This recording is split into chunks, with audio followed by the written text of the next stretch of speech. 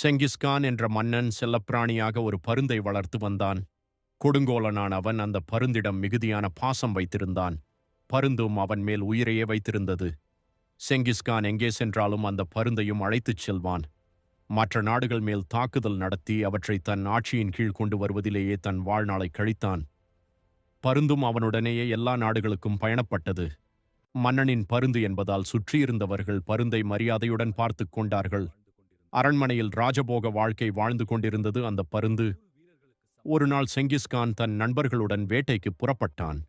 நண்பர்கள் அனைவரும் கத்தி, ஈட்டி, வில், அம்பு என்று பல வகையான ஆயுதங்களை ஏந்தி வந்தார்கள்.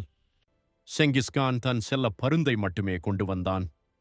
என் பருந்து 100 வாட்களுக்குச் சமம் என்று நண்பர்களிடம் கர்வத்துடன் சொன்னான். அவன் குதிரையில் பயணித்தபோது பருந்து கம்பீரமாக அவன் முன்னால் குதிரை மேல் அமர்ந்து வந்தது. பருந்தின் தலைமேல் வெள்ளியால் செய்த அழகான குல்லா ஒன்றை போட்டிருந்தான் செங்கிஸ்கான்.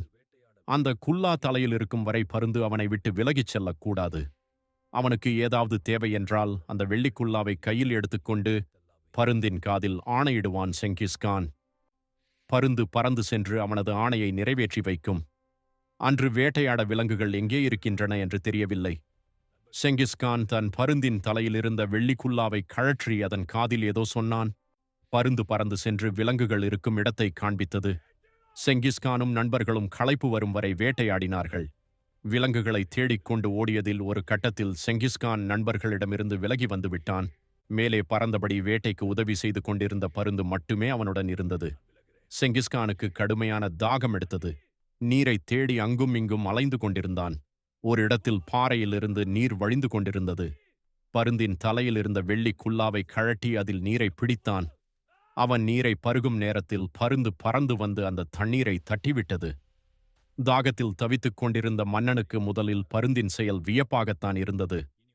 தன் கையில் அமர்ந்திருந்த பருந்தை மென்மையாக தடவி கொடுத்துவிட்டு மீண்டும் தண்ணீரை பிடித்தான். குல்லாவில் நீர் நிரம்பி மன்னன் பருகும் சமயத்தில் பருந்து பறந்து வந்து மீண்டும் தண்ணீரை தட்டிவிட்டது. இப்போது மன்னனுக்கு கடுங்கோபம் வந்துவிட்டது. இதே செயலை என் அமைச்சர் யாராவது செய்திருந்தால் அவரது தலையை கொய்திருப்பேன். நீ என் செல்லப்பிராணி என்பதால் உன்னை மன்னித்து விடுகிறேன். இனி ஒரு முறை இப்படிச் செய்தால் விளைவுகளுக்கு நான் பொறுப்பில்லை. செங்கிஸ்கான் தன் போர்வாளை உரையிலிருந்து எடுத்து தன் வலக்கையில் பிடித்துக் கொண்டான். பருந்தை ஓரக்கண்ணால் பார்த்தபடி மீண்டும் தண்ணீரை பிடித்தான். இந்த முறை தண்ணீரை தட்டிவிட்டு விளையாடினாயோ, நீ செத்தாய் என்று மனதிற்குள் கருவிக்கொண்டான். வெள்ளி குல்லாவில் தண்ணீர் நிரம்ப நேரமானது. ஊற்று மிகவும் மெதுவாக வந்து கொண்டிருந்தது. பருந்தை பார்த்தபடி நீரை குடிக்கப் போனான் மன்னன். பருந்து மன்னனை நோக்கி பறந்து வந்தது.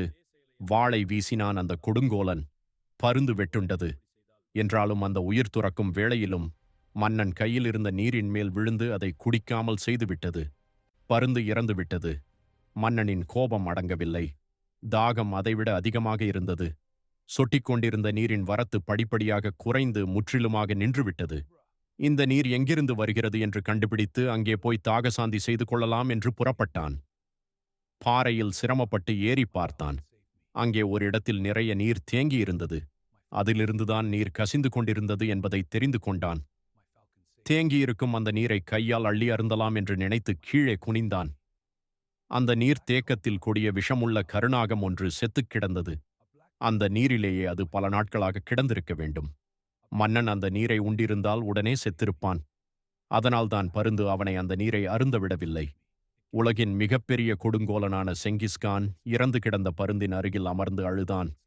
நாடு திரும்பியதும் தனது தலைநகரத்தில் தங்கத்தில் ஒரு பருந்தை செய்து வைத்தான். அதன் ஒரு சிறகில் கீழ்க்கண்ட பொருள் விளக்கும் வாசகங்களை எழுதச் செய்தான். கோபத்தில் செய்யப்படும் எல்லாச் செயல்களும் துயரத்தையே தருகின்றன. மற்றொரு சிறகில் அவன் எழுதச் சொன்ன வாசகம் இன்னும் மகத்தானது.